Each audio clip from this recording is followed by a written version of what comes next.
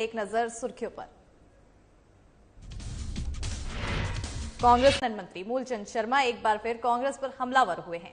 उन्होंने कहा है कि बीजेपी देश के 135 करोड़ लोगों की पार्टी है, लेकिन कांग्रेस बड़े लोगों की पार्टी है। कांग्रेस का हाल पूरे देश में ठीक नहीं है। साथ ही मूलचंद शर्मा ने पंजाब के मुख्यमंत्री वाले मामले में कहा है कि कांग्रेस का अपना व्यक्तिगत मामला है, वो किसी को भी मुख्यमंत्री बना सकते हैं।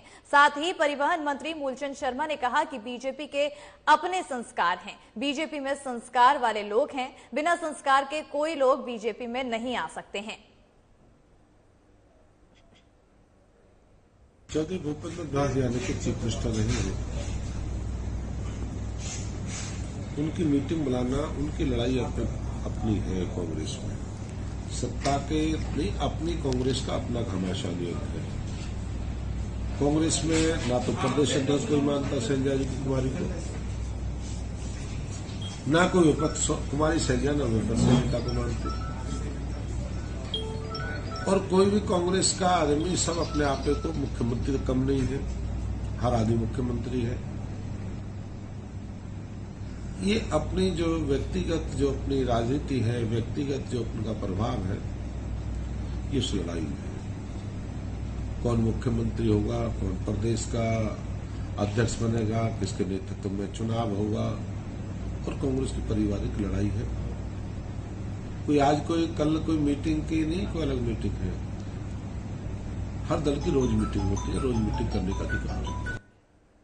और हरियाणा के कृषि मंत्री जेपी दलाल ने पंजाब के पूर्व मुख्यमंत्री कैप्टन अमरिंदर सिंह को लेकर बयान दिया है। उन्होंने कहा है कि कांग्रेस के किसी भी तरीके से आजादी नहीं है। मुझे बहुत समय पहले समझ आ गया था कि कैप्टन को जाना पड़ेगा। साथ ही उन्होंने कहा कि कैप्टन को सीएम पद से एक प्रक्रिया के तहत हटाया गया है। उन्होंने कहा कि आगामी चुनावों में नया चेहरा नवजोत सिंह सिद्धू का होगा। तो आपको बता दें कि हरियाणा के कृषि मंत्री जेपी दलाल ने पंजाब में पूर्व मुख्यमंत्री कैप्टन अमरिंदर सिंह को लेकर बयान दिया है, जिसके बाद आपको बता दें कि कुछ ही दिन पहले पंजाब के पूर्व सीएम कैप्टन अमरिंदर सिंह ने अपने मुख्यमंत्री पद से इस्तीफा दिया, जिसके बाद अब नए सीएम बने। लेकिन अब इससे पंजाब की राजनीति में सरगर्मियां तेज हो गई हैं और इसी को लेकर बयानबाजी का दौर भी शुरू हो गया है, जिसके तहत अब हरियाणा के कृषि मंत्री जेपी दलाल ने इस पर बयानबाजी करते हुए कहा है कि कांग्रेस में किसी भी तरीके की आजादी नहीं है। और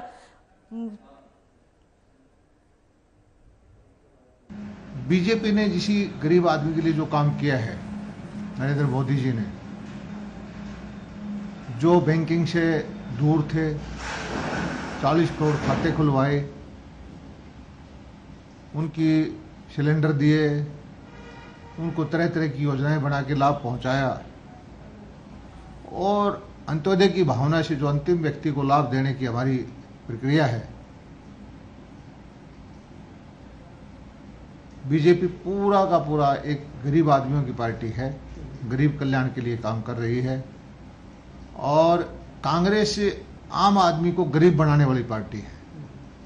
कांग्रेस ने गरीबी बढ़ाने का काम किया, और हम योजनाएं बना करके लोगों की आर्थिक हालत सुधार करके, स्वावलंबी बना करके, रोजगार उपलब्ध करा करके इनको जीवन दशा सुधारने की तरफ बढ़ते हैं आगे, जहां चंडीगढ़ में पत्रकारों से बातचीत करते हुए असंध से विधायक शमशेर सिंह गोगी ने कहा है कि अब पंजाब में चुनाव नजदीक हैं। कांग्रेस हाईकमान ने सोच समझ कर निर्णय लिया होगा और कैप्टन साहब की सहमति से ही फैसला हुआ होगा। साथ ही उन्होंने कहा है कि पहले भी मुख्यमंत्री बदले गए हैं और अब चुनाव के हिसाब से सीएम को बदला गया है। साथ ही कहा कि मेरे हिसाब से जो हुआ है अच्छे के लिए हुआ है। देखो, जो बदलाव है वो एक कुदरत का नियम है, और अब इलेक्शन नजदीक है, पार्टी ने, हाईकमांड ने सोच समझ के फैसला लिया होगा, और कैप्टन साहब की सहमति से ही फैसला होया होगा। मेरे हिसाब से इसमें कोई गड़बड़ नहीं है। पहले भी बदलते रहे हैं मुख्यमंत्री, और इलेक्शन के हिसाब से अब बदला है, तो मेरे हिसाब से अच्छे के लिए हुआ है। कुछ लोग कह रहे हैं कि 4 महीने के लिए मुख्यमंत्री है नवजोत सिद्धू को मुख्यमंत्री बनाएगी कांग्रेस अगर सत्ता में आती है तो। मुख्यमंत्री तो कांग्रेस ने बनाना है, लोगों को पता नहीं कैसे पता लग जाता। और गन्ने की फसल को लेकर पिछले काफी समय से किसान परेशान हैं। कारण ये है कि शुगर मिल अब गन्ना लेने में असमर्थ नजर आ रही है। इसी को लेकर नारायणगढ़ के किसान उपायुक्त विक्रम के पास अपनी फरियाद लेकर पहुंचे, जहां सिटी मजिस्ट्रेट के माध्यम से उन्होंने अपना ज्ञापन उपायुक्त विक्रम को सौंपा और मामले पर उपायुक्त विक्रम ने कहा है कि किसान की समस्याओं का जल्द ही समाधान किया जाएगा।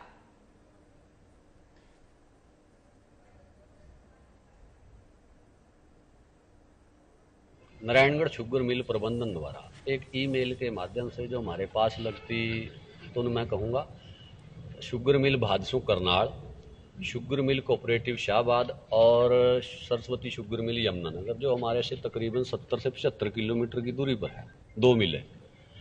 उनको एक ईमेल के माध्यम से चेताया कि आने वाले पिराई 70 जो 21-22 का पिराई 70 है, हम उसमें गन्ना लेने में असमर्थ हैं कि आप हमारा गन्ना लेने के लिए तैयार रहें। उसके बाद ही पूरे क्षेत्र के अंदर एक शोक की लहर दौड़ गई कि हम अपनी खड़ी हुई फसल को लेकर के कहाँ जाएंगे।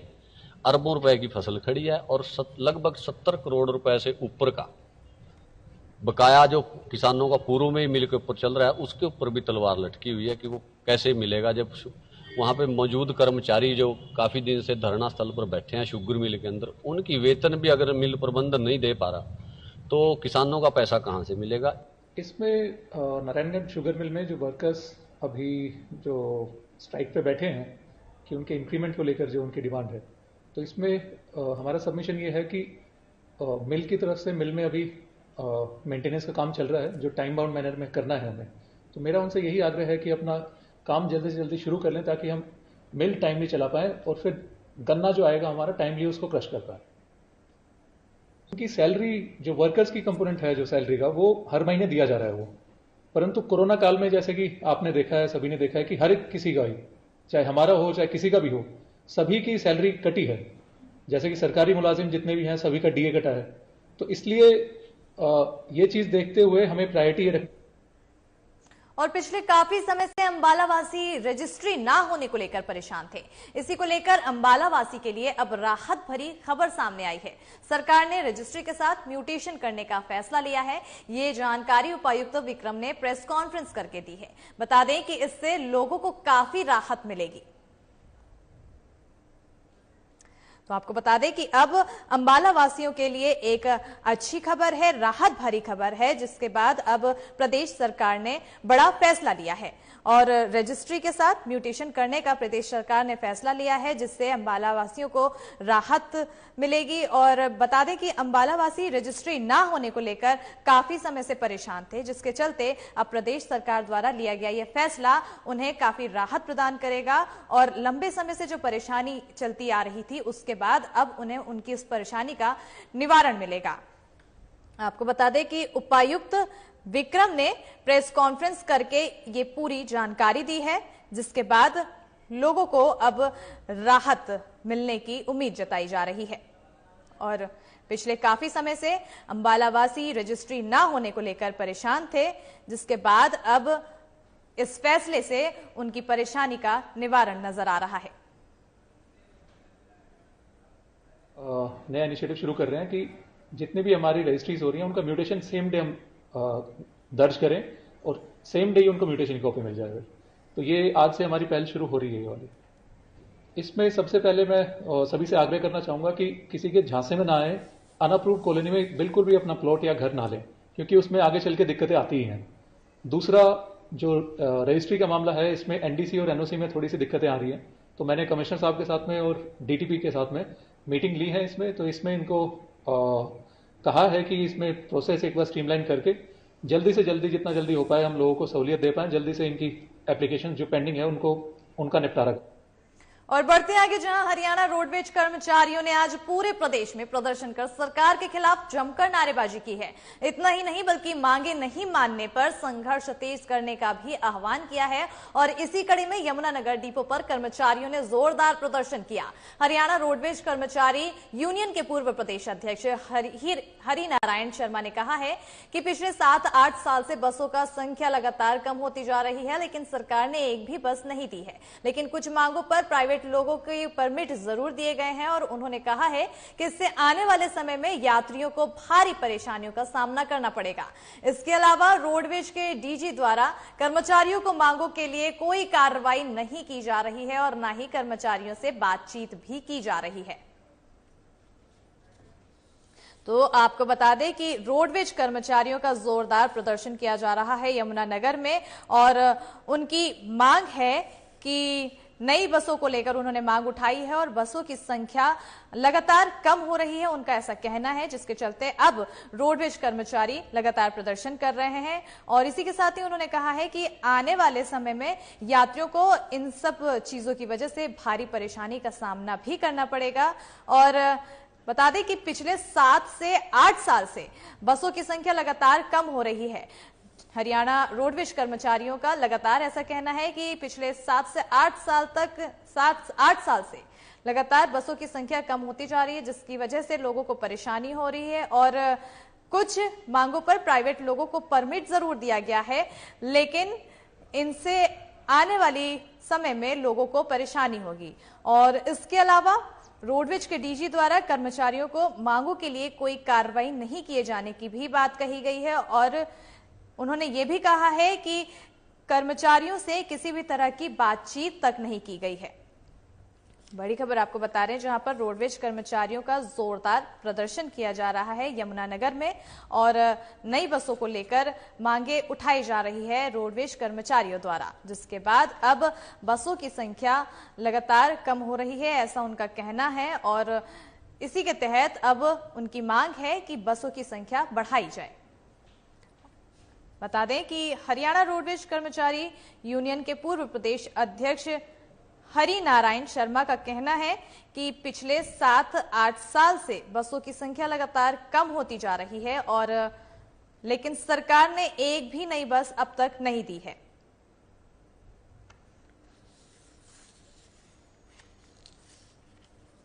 के समय रहते हुए डीजी साहब और हरियाणा रोडवेज के कर्मचारियों की समस्याओं का समाधान करें। अगर नहीं करेंगे तो आने वाले समय में फिर मीटिंग बुला करके इसका कोई लंबा आंदोलन भी चलाया जा सकता है, जिसकी सारी जिम्मेवारी डीजीएसटी की होगी। तो इसलिए ये अपील करते हुए कि भी इस धरने प्रदर्शन से समझते हुए आप समय रहते हुए इन समस्याओं का हल करें और तमाम यूनियनों से भी ये अपील करते हुए कि वो एक मंच पर आकर के दोबारा से एक आंदोलन, एक बड़ा आंदोलन रोडवेज के कर्मचारी देने के लिए तैयार है और सभी मिलकर के तमाम हरियाणा के अंदर एक बड़ा आंदोलन, जिस प्रकार से किसानों के साथ सरकार बात नहीं कर रही है, इसी प्रकार से तमाम संगठनों के साथ कोई बात नहीं कर रही है। इससे कर्मचारियों में, आम जनता में एक बहुत भारी आक्रोश है। और राष्ट्रवादी परिवर्तन मंच ने बॉर्डर खुलवाने के लिए प्रयास तेज करते हुए हरियाणा के मुख्यमंत्री मनोहर लाल खट्टर से समय मांगा है। मंच की ओर से जारी विज्ञप्ति में कहा गया है कि अब उन्होंने कमर कस ली है और वो हर हालत में बॉर्डर का रास्ता लेने के लिए कृत संकल्प हैं। और जानकारी के मुताबिक हेमंत सरकार, आपको बता दें कि नाम लेकर राजनीतिक दलों और राष्ट्र विरोधी ताकतें बॉर्डर पर अलोकतांत्रिक गतिविधियां जारी किए हुए हैं और इसके कारण बॉर्डर से जुड़े गांव, कस्बे, शहरों में आमजन का जीवन नर्क हो गया है।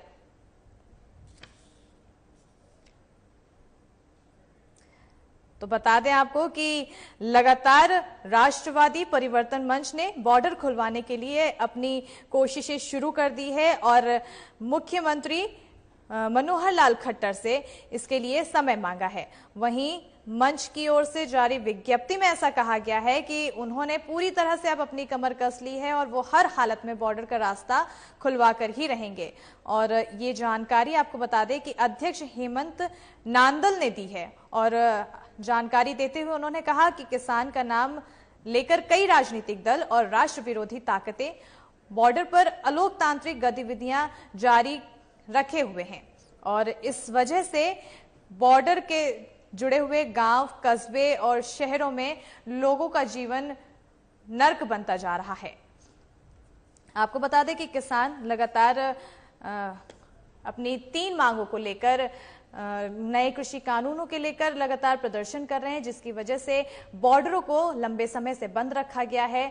आपको बता दें कि 27 नवंबर 2020 से किसान लगातार आंदोलनरत हैं और कई बॉर्डरों पर उनका जमावड़ा जमा हुआ है। सरकार से मांग कर रहे हैं कि 3 कृषि कानूनों को रद्द किया जाए। इसको लेकर अब राष्ट्रवादी परिवर्तन मंच ने बॉर्डर खुलवाने के लिए प्रयास करना शुरू कर दिया है, क्योंकि आंदोलन के चलते आमजन को जिस तरह की परेशानी हो रही है उसे देखते हुए अब राष्ट्रवादी परिवर्तन मंच ने हरियाणा के मुख्यमंत्री मनोहर लाल खट्टर से इसे लेकर समय मांगा है।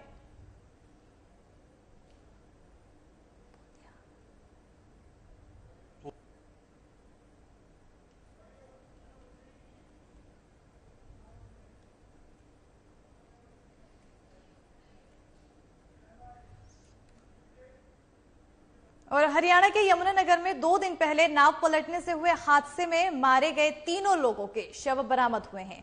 इस कार्य के लिए एसडीआरएफ की टीम के कई जवान सर्च ऑपरेशन में लगे हुए हैं। बता दें कि यमुनानगर के हमीदा हेड के पास उस समय हादसा हुआ था जब कैंप निवासी सतेंद्र सिंह अपने मामा की अस्थियों को पश्चिमी यमुना नहर में प्रवाहित करने के लिए आए थे और इसी दौरान उसका पैर फिसल गया, लेकिन जिसके बाद वो पानी में डूब गए थे और वहीं सतेंद्र का दोस्त विक्की भी इस हादसे का शिकार हो गया था। तो आपको बता दें कि हरियाणा के यमुनानगर में 2 दिन पहले नाव पलटने से एक हादसा हुआ था, जिसके बाद हादसे में 3 लोगों का शव बरामद हुआ है और एसडीआरएफ की टीम ने और कई जवान ने सर्च ऑपरेशन लगाए हुए थे, जिसके बाद 3 शव को बरामद किया गया। बता दें कि यमुनानगर के हमीदा हेड के पास हादसा हुआ था और कैंप के निवासी सतेंद्र सिंह ने अपने मामा की अस्थियों को पश्चिमी यमुनी नहर में प्रवाहित करने के लिए गए थे, लेकिन पैर फिसलने के चलते उनका ये हादसा हुआ, जिसके बाद वो पानी में डूब गए और सतेंद्र का दोस्त विक्की भी इस हादसे का शिकार हो गया। नाव पलटने से यह हादसा हुआ था। हादसे में 3 लोगों की मौत हुई थी। यमुनानगर का पूरा मामला है, जहां पर 2 दिन पहले नाव पलटने से हादसा हुआ था और जिसके बाद अब 3 लोगों का शव बरामद किया गया है और इस एसडीआरएफ की टीम के कई जवान सर्च ऑपरेशन में लगे हुए थे और उन्होंने अब शव को बरामद कर लिया है। वहीं यमुनानगर के हमीदा हेड के पास ये हादसा हुआ था। बता दें कि जब कैंप निवासी सतेंद्र सिंह अपने मामा की अस्थियों को पश्चिमी यमुना नहर में प्रवाहित करने गए थे। जो ऐसी कोई जैसे यमुना नदी यहाँ से यमुना जाती है तो अपना जो लोग नहाते नहीं है इसमें बेवजह उसमें नहाना नहीं चाहिए।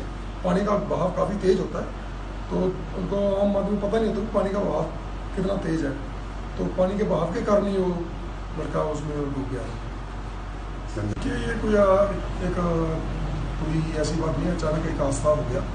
तो जो बचाव कार्य में जो लड़के थे तो अचानक नाव पलटने से तो नदी में नाव पलट गई, वो बेचारे वहीं उनकी वो भी बाहर नहीं आ पाए, तो ये एक अचानक एक हादसा हो गया।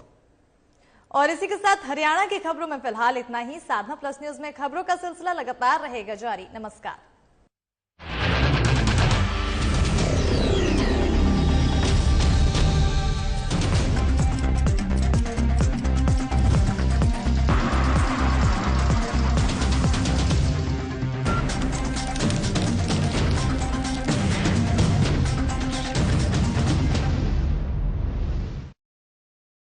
क्या आप दुबले पतले कमजोर हैं? आपकी सेहत नहीं बनती, भूख कम लगती है, वजन नहीं बढ़ता? दरअसल मेन बात खाना पीना खाना नहीं है, मेन बात है खाया पिया लगना। और अगर खाया पिया लगेगा ही नहीं तो सेहत बनेगी कैसे? इसलिए हमारी संस्था सन्यासी आयुर्वेदा